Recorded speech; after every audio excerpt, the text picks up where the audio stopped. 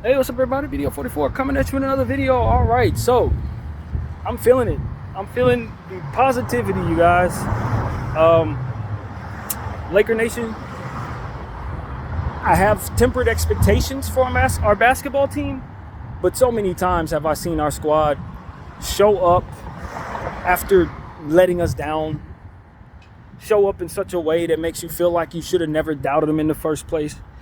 And I don't know when the stars are going to align for a team with this type of trait, but someday, something can happen positive for teams that are not expected to do anything. There's a first time for everything. Now, with teams like this, in my history of seeing teams like this, they fizzle out at some point. That's just what the history tells us. And a lot of times the history tells the truth. But someday, something is going to happen that doesn't align with what tendencies show.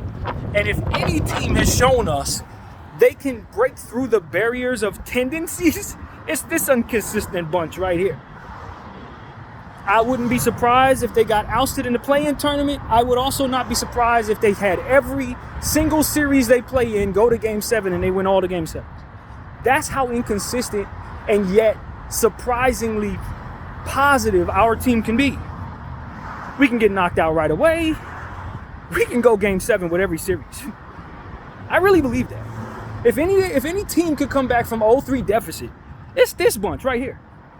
They just, if I've learned anything about this bunch here, this Laker team, it's that they don't necessarily align with the mold of what it is that you expect. When you give up on them, they have a great game. When they have a great game, they're about to disappoint. But they won the in-season tournament undefeated. They didn't lose a single game in the tournament. Everyone lost a game in the tournament except for the champions who we happen to be. And that's what half our team missing. I don't understand this team. I don't understand this coach. Last year he had a very difficult time in the regular season. We were very unhappy with Coach Ham last year. And yet, he ended up beating the Grizzlies. He ended up beating the Golden State Warriors. Got to the Denver Nuggets. Of course, Denver took care of business. But my thing is, there was no way in hell you expected a Darvin Ham-led team in his rookie season, after the year he had as a rookie, to do anything but get knocked out in the playoffs in the first round. And we dominated the Golden State Warriors and the Memphis Grizzlies. And I thought we could have played better than that, the way that we did play. I'm not certain if we're not going to see a repeat performance of that, even though we're in the 9th spot and must win 2 games in the play-in tournament. I don't think any team really wants to see us in the play-in tournament. I really don't. And given the fact that we have disappointed just the same, I wouldn't be surprised if we get blown out in that first game and never be seen again. Like, it's nothing that would surprise me about this team except for some consistency. That would be surprising to me. But as far as counting them out, their DNA has proven to us that counting them out isn't necessarily the best decision when you would otherwise expect to count someone out. You see what I'm saying? You may want to count them out when you're expecting success, but not necessarily when you're expecting failure, if that makes any sense. That's kind of how they move.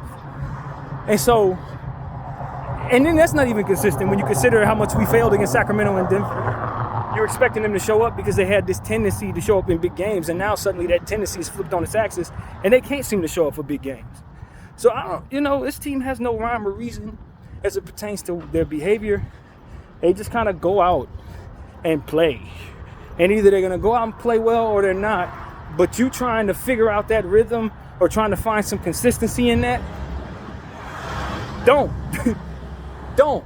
Every game is a journey. Every game is a surprise. Basically is what I'm saying to you. I don't know what the hell the Lakers are going to do. Against the Washington Wizards, went to overtime. Against the San Antonio Spurs, they almost beat us twice. They almost beat us twice back to back. Against the Boston Celtics without Bron and AD, we beat the Celtics behind. Without LeBron, we beat the Milwaukee Bucks. Beat the Clippers. Won the season series against the Clippers. We ain't beat the Clippers in 4 years. And we beat them all but once. We won the season series against the Minnesota Timberwolves. I don't know how the hell we did that. So it's stuff like that. And you lost to the Philadelphia 76ers by 44. Came back and beat the New Orleans Pelicans by 44. It's like, I don't know who this team is. I don't think they know who they are. And I don't think having any expectations at all makes any sense. There's a question mark in front of every single basketball game they play, and you really don't know what the hell you're going to get from them. At all. At all. They could lose 15 straight. They can win 15 straight. They could win, lose, all the way through the end of the playoffs. Nothing would surprise me because everything surprises me. That's essentially what I'm trying to tell you. And so now, when it's time for me to give up on them, I'm not confident that I should. It's God's honest truth. And if ever there was a team that I think with this DNA could possibly do something special, it's probably this group. Because you absolutely don't expect them to. Not at this point. And so that's really what it is, man. Their confidence sways with the wind. One day they super confident, the next day they don't know what the hell. And I think that's the mental makeup of most of the people on the team, to be honest with you. D'Lo's like that, Bron's like that, AD's like that, seems like coaches like that, Rui's like that. They all have that, I can really do well, but certain adversity, I'm going to be cool with not winning. And that's the problem. I don't think this team really feels the effects of losing like a lot of the fans do. I think they lose and they forget about it and they come out and they do something different. Maybe. That's kind of what it is. We don't never go on too long of a losing streak. We never go on too long of a winning streak. It's just lost. Damn. Well, let's come back tomorrow. Like, that's kind of how this team operates. And so it's just like, all right, that's kind of how the fans have to operate. And that's not our DNA as a Laker fan base. As we know, we don't move like that. We don't expect to have many times where that would be successful for us. But in that same vein, it's like, but this is who this team is. This is who the Lakers are. They may show up. They may not. They may disappoint. They may blow your socks off in a positive way. You just don't really know. And so that's what I'm telling all of y'all. I have no idea what the Lakers are going to do against the Golden State Warriors. Last time we saw Golden State, they beat us. I believe. I'm pretty certain they did. The time before that, it was the double overtime game, which I still think was the most entertaining game of the season. It may not have been the biggest game of the season based on who they are and our expectations for being better than them, although I have them as a better team than others say they are. So I'm actually more impressed with us beating them than a lot of people are, if that makes any sense. And then the Boston Celtics win is what everybody says is the best game. Some people think that Milwaukee game was the best game. All of those have great meaning to them for us. Minnesota, all those games had great meaning. But my concern, my legitimate concern, is getting to a point where I believe that I know what the outcome is going to be, and then the team turning on its axis and doing the opposite of whatever that outcome is. Because that's kind of what they've done all season long. Just when you think they're really good, and they turn around and lay an egg. Just when you think they're about to lay an egg and give up on them, then they do something really great, and it's like, I don't know what the hell they expect from these dudes. I really don't.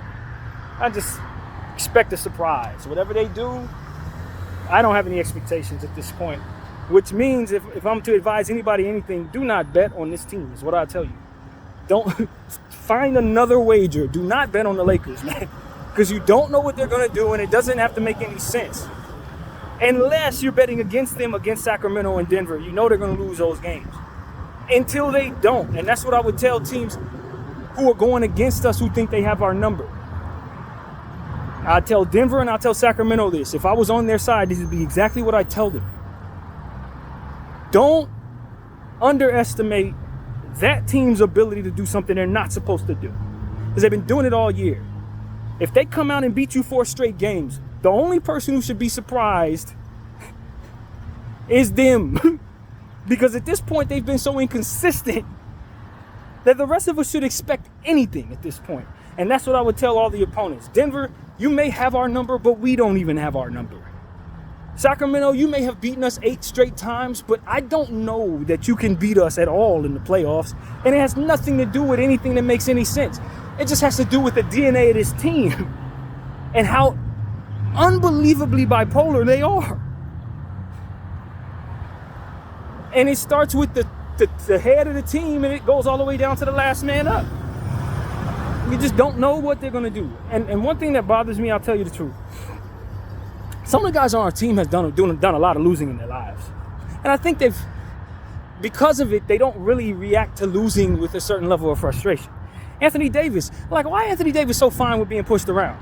Because he was on the New Orleans Pelicans for the first 9 years of his career. That's why. And LeBron James, why LeBron James don't have a certain set of killer instinct to him? Because he's lost in the finals more than he's won in the finals. D'Lo, why D'Lo be getting so frustrated? Because he's been on some bad teams over the years and some good ones.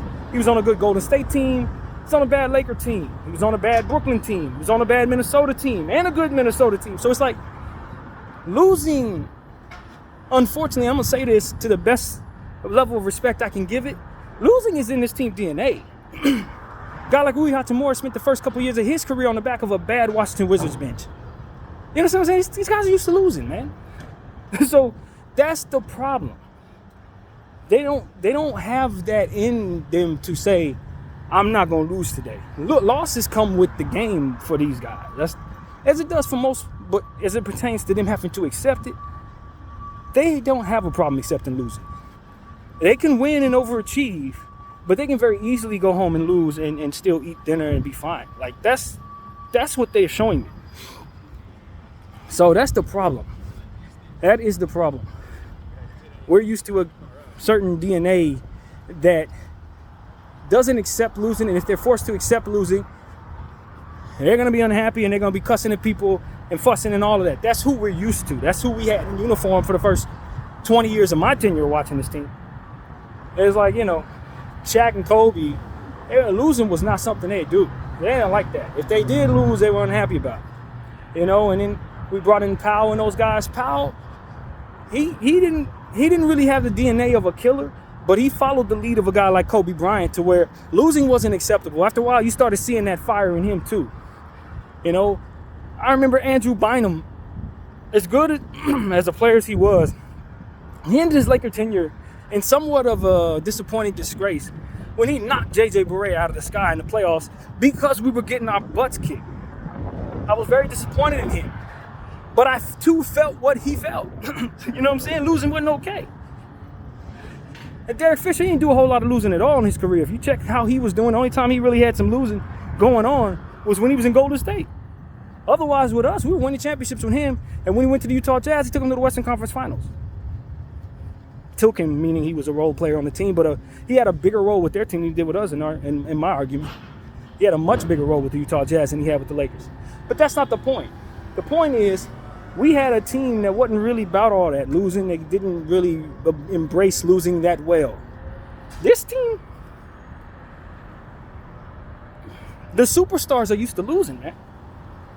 And I know Bron fans ain't gonna like that, but fam, the record speaks for itself. He lost more than he won in the finals. That type of devastation he's had to embrace whether he liked it or not.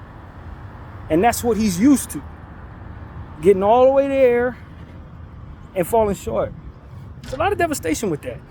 I don't think people put enough credence into that truth that he's absorbed. Getting to the finals more than everybody else, but also losing as much as he had. It's a lot, man. And so it makes it so that you can live with a loss here and there. You know what I mean? After the third and fourth time of losing in the finals, it just gets to a point where it's like, all right, that's just part of it. For me, though, not used to that. I lost in the finals, twice in my lifetime? Boston that 1 year and Detroit, that was it. I missed the Lakers, the 80s. I didn't see any of that. So for me, it's like, nah, fam, nah. As a fan, we don't know that. Not this generation. Yeah, we don't know losing. Not in the finals. If we're going to be good enough to get there, we get there and grab it. But like, what I speak to is the absorbing of losing and having to accept that you're not good enough times to where you just you kind of don't demand that you win. It's just, we'll come back tomorrow, we'll play again, that type of thing. So that's what I think this team has going on, a lot of that. a lot of that going on. And I think that if we can insert something that doesn't resemble that into this team's DNA, maybe we can change that DNA just a little bit, man. Problem is, where do you find that at? Who's dominating out there? You know, I don't know. Nobody. Basically, that's the story of this era. So we need some winners in here who can't accept losing. People who are going to have a bad day if they lose. People who are going to knock somebody out the sky if they lose. That's the element on this team that is missing. That's the element that Rob Pelinka is going to have to find, in my opinion. So that's pretty much what I got to say. BDL 44. Thank y'all for watching.